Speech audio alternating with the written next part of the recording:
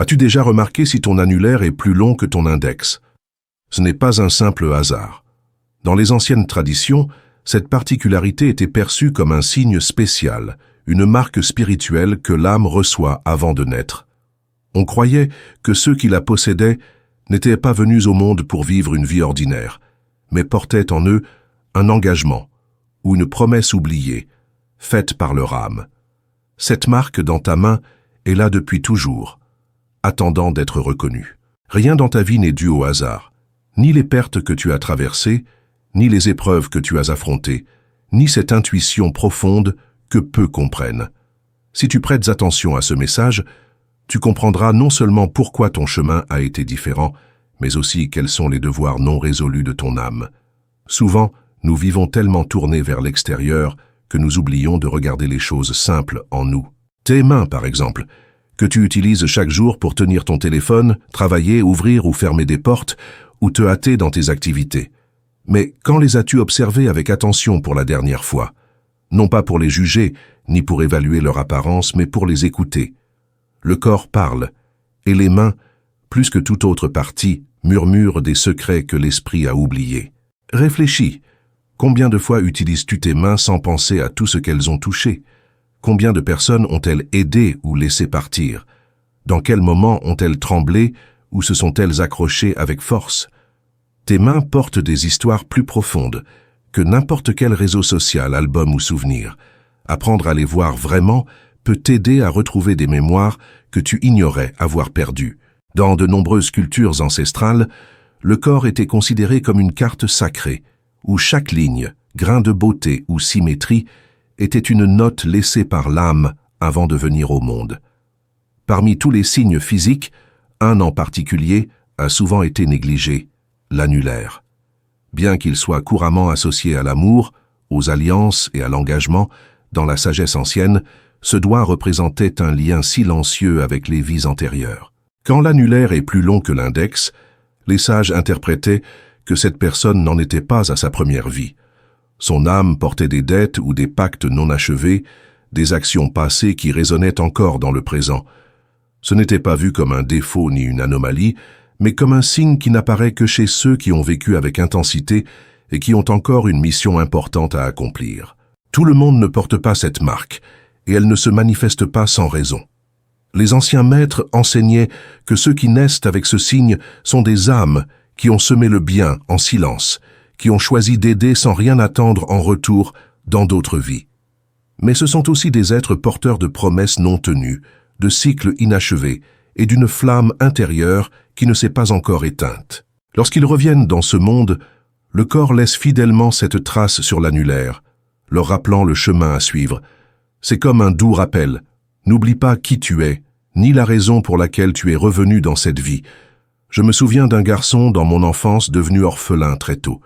Il vivait dans un petit monastère niché au cœur des montagnes, un lieu où les hivers étaient rudes et la solitude encore plus poignante. Il ne possédait presque rien, juste ses vêtements, quelques vieux livres et une paix dans le regard que peu d'enfants avaient. Un après-midi d'hiver glacial, alors que tout le monde cherchait à se mettre à l'abri, ce garçon sortit du temple et trouva un vieil homme évanoui dans la neige. Sans hésiter, il retira son unique manteau et le couvrit avec. Le moine qui s'occupait de lui le réprimanda. « Et si tu tombes malade, qui prendra soin de toi ?» Mais l'enfant répondit calmement. « Lui n'a personne.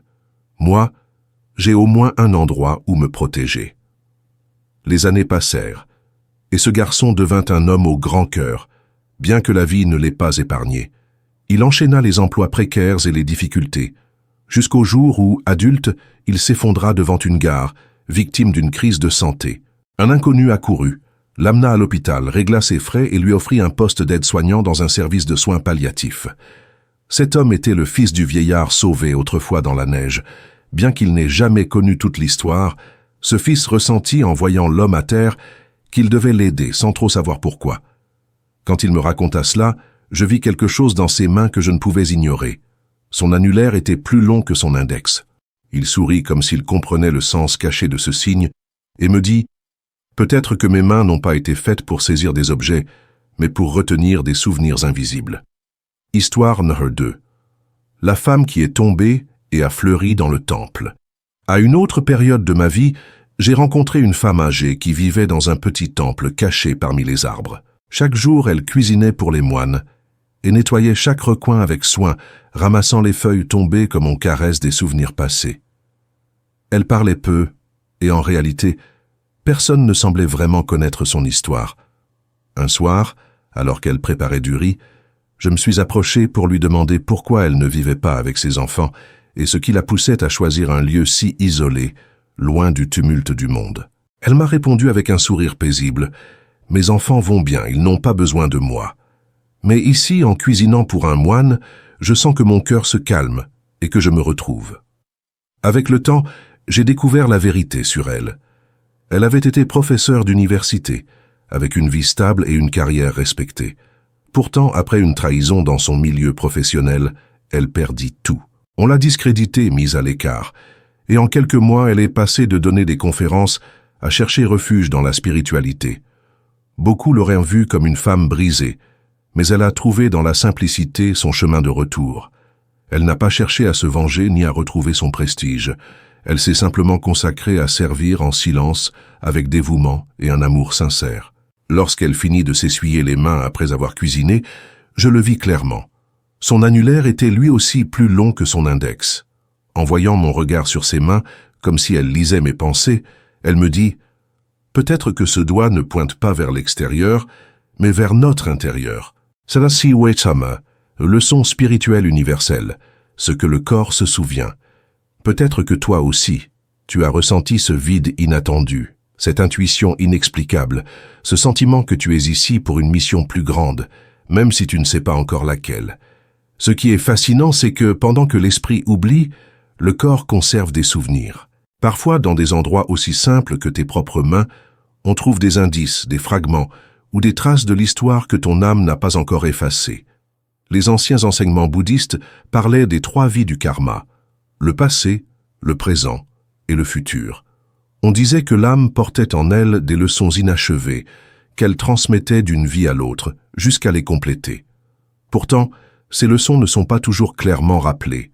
Parfois, ce qui reste, c'est un signe physique, une marque, une proportion différente, comme un doigt plus long que la norme. Ce n'est pas de la superstition, mais un symbole de l'âme. Si tu portes ce signe, peut-être n'est-ce pas un hasard, mais un appel. Peu importe que tu n'aies pas de souvenirs d'autres vies ou de rêves mystiques, ce qui compte, c'est ta capacité à voir au-delà de l'évidence et à te demander « Quelle vérité mon corps tente-t-il de me transmettre, que mon esprit n'est pas encore prêt à accepter ?» J'ai connu un homme ordinaire, ni riche ni célèbre, qui travaillait dans une administration publique. C'était l'un de ces employés discrets, dont les gestes calmes exprimaient une paix profonde. Un jour, on lui proposa quelque chose que beaucoup accepteraient, sans hésiter. Une promotion, un meilleur poste, un meilleur salaire, plus d'avantages. Mais il y avait une condition, signer un document dont il savait qu'il était injuste. Il savait que ce papier nuirait à d'autres et qu'il contenait des mensonges. On lui dit que ce n'était qu'un simple acte administratif, que personne ne s'en souviendrait. Après un moment de réflexion, il refusa l'offre. Il expliqua « Moi, je m'en souviendrai, et je veux pouvoir regarder mes mains un jour avec fierté pour ce qu'elles ont soutenu. » Parce qu'il refusa, il fut rétrogradé et envoyé loin. Pendant des années, il vécut comme si sa lumière intérieure avait été éteinte. Pourtant, cette lumière n'était jamais morte, seulement cachée. Plus tard, un scandale éclata et révéla la vérité. Il fut le seul à sortir indemne, le seul rappelé non seulement pour revenir, mais pour être honoré pour son intégrité. Je le vis le jour de sa réintégration. Il ne parla pas beaucoup, respirant simplement avec la sérénité de celui qui sait avoir fait le bon choix. En lui disant au revoir, je regardais ses mains, et je remarquais encore une fois que son annulaire était plus long que son index. C'était comme si son âme, ayant scellé un pacte avec la vérité, avait laissé une signature indélébile sur son corps, impossible à falsifier.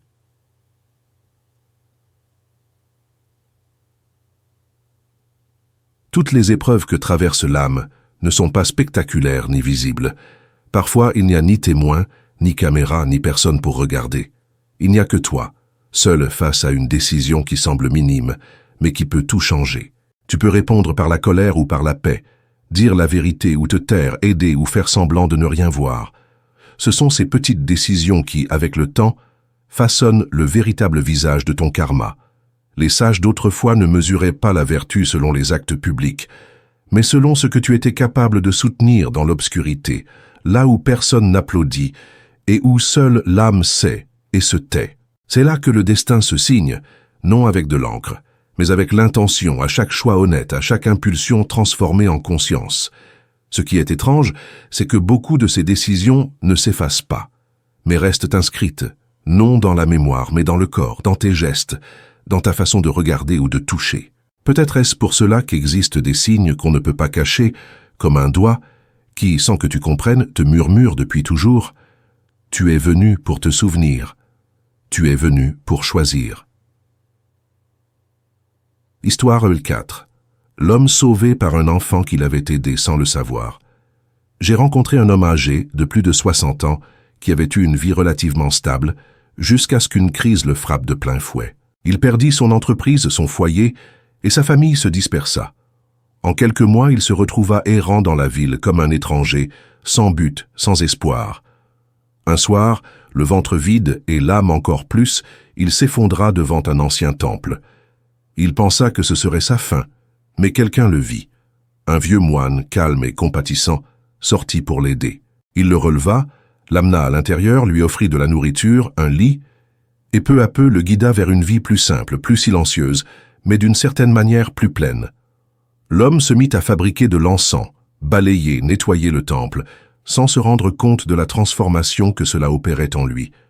Un jour, ce même moine lui révéla quelque chose qui bouleversa tout. Des années auparavant, alors qu'il n'était encore qu'un enfant, cet homme l'avait aidé. Il lui avait offert à manger et protégé des dangers. Bien que l'homme ait totalement oublié ce geste, ni son cœur ni le karma ne l'avaient oublié. Le moine sourit et lui dit « Tu m'as donné quelque chose, alors que tu n'avais presque rien à offrir.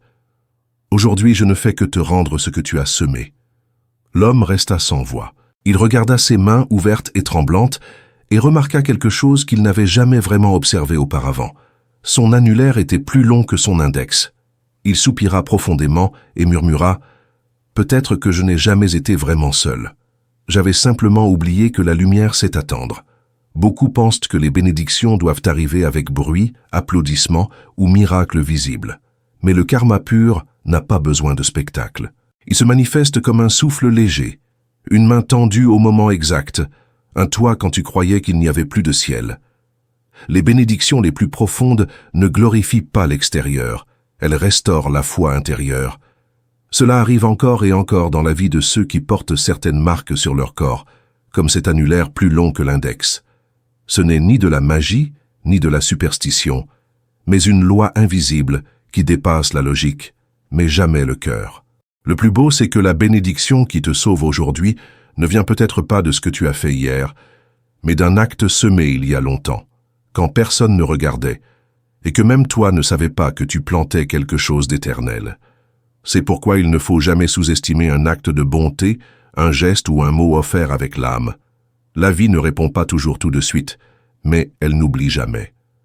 Et ce que tu donnes depuis l'âme te le rend.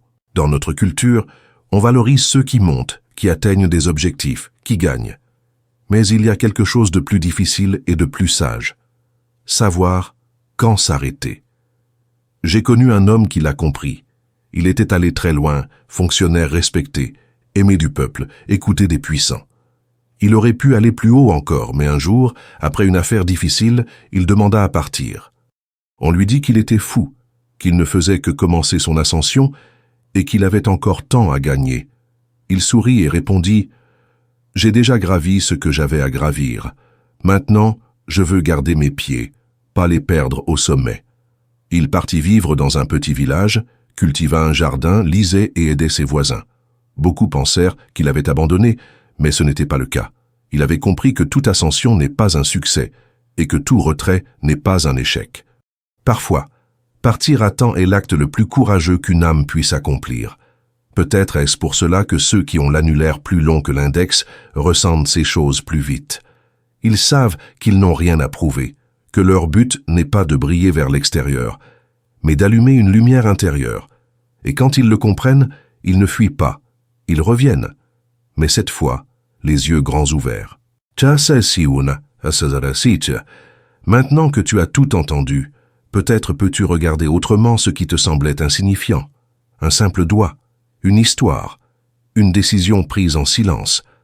Peut-être comprends-tu maintenant pourquoi ta vie a parfois été plus difficile, plus intense, avec des chutes douloureuses, mais aussi des sauvetages inattendus.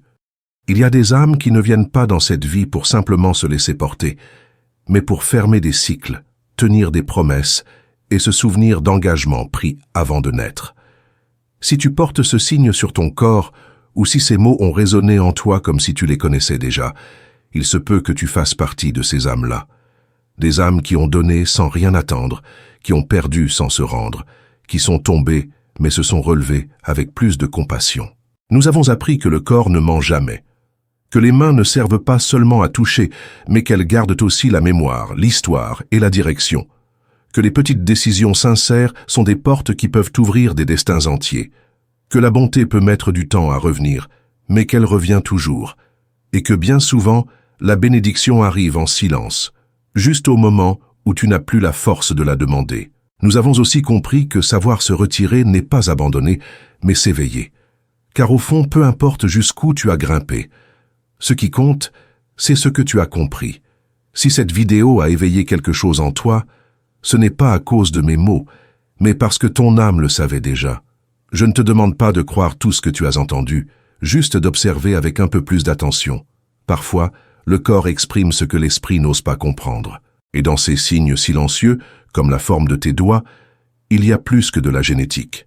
Il y a des pactes, des destins et des vérités que ton âme connaît, même si elle ne s'en souvient pas encore. Si ce message a résonné en toi, ce n'est pas un hasard. Peut-être était-ce le moment exact où ton âme avait décidé d'ouvrir cette porte. Si c'est le cas, prends-en soin.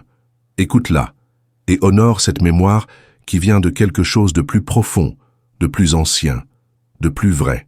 Tu n'es pas seul ni perdu ni en retard. Tu es exactement là où tu dois être, pour revenir à toi, à ce que tu as toujours été, même si le monde l'a oublié. Si tu veux continuer à te souvenir, t'éveiller et revenir à toi-même, je t'invite à rester et à faire partie de cette boussole spirituelle qui ne pointe pas vers le nord, mais vers l'intérieur. Abonne-toi si tu le ressens. Partage ce message à qui en a besoin. Et quand tu regarderas tes mains aujourd'hui, fais-le avec respect et révérence. Car il se pourrait bien qu'elles tiennent quelque chose que ton âme a écrit il y a bien plus longtemps que tu ne l'imagines.